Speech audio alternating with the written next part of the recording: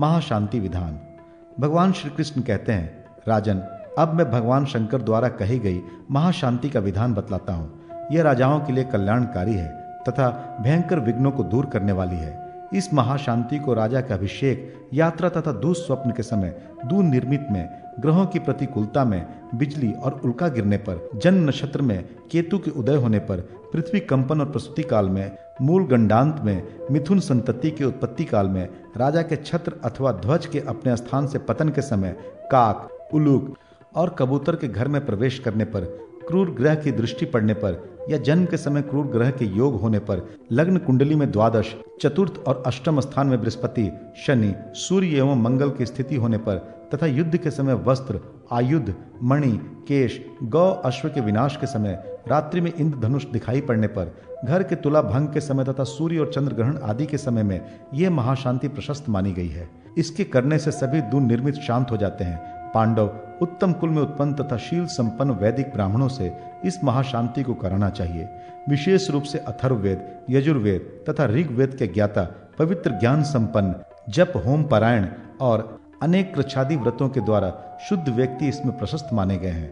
प्रथम भगवान की आराधना करके क्रिया को आरंभ करना चाहिए।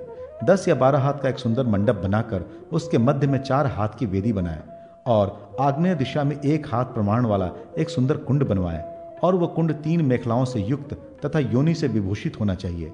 मंडप को चंदन, माला, तोरण आदि से अलंकृत कर गोबर से लीपना चाहिए।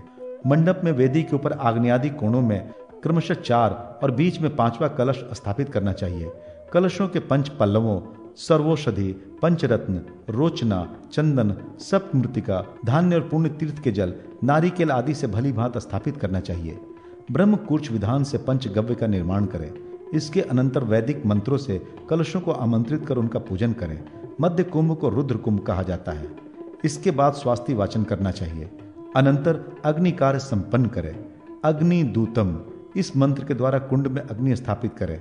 हिरण्य गर्भ इस मंत्र से ब्रह्मासन को स्थापित करें। अग्नि पूजन के अनंतर आज्य का संस्कार करें। अनंतर विधि पूर्वक यज्ञ द्रव्यों को यथावत स्थापित करना चाहिए। इसके बाद पुरुष सूक्त का पाठ करते हुए चरु का निर्माण करें। उसके सिद्ध होने के बाद पृथ्वी पर स्थापित करें। इसके पश्चात शमी की 18 तथा पलाश की 7 समिधाओं को अग्नि प्रज्वलित करने के लिए कुंड में डालें। आघार और आज्य भाग संज्ञक हवन करने के बाद जात वेद से इस ऋचा के द्वारा घी की 7 आहुतियां प्रदान करें। पुनः जात वेद से इस मंत्र से स्थाली पाक द्रव्य का हवन करें। तरत संबंधी इस सूक्त से 4 बार हवन करें। इसके बाद यमाम सोमम इस मंत्र से स्वाहा शब्द का प्रयोग कर 7 आहुतियां दें। तदनंतर इदम विष्णुर्वी इस मंत्र से 7 बार आहुति दें। फिर 27 नक्षत्रों के लिए 27 आहुतियां दें। अनंतर यत कर्मणा इसके द्वारा हवन करने के बाद श्विष्टकृत हवन करें। तदनंतर घृत सहित तिल से ग्रह होम करें। इसके बाद प्रायश्चित निमित्तिक हवन करके होम कर्क को समाप्त करें। तदनंतर श्रेष्ठ द्विज यजमान के दूर निर्मित की शांति के लिए 5 कलशों के जल से मंत्रों के द्वारा यथाक्रम अभिषेक करें।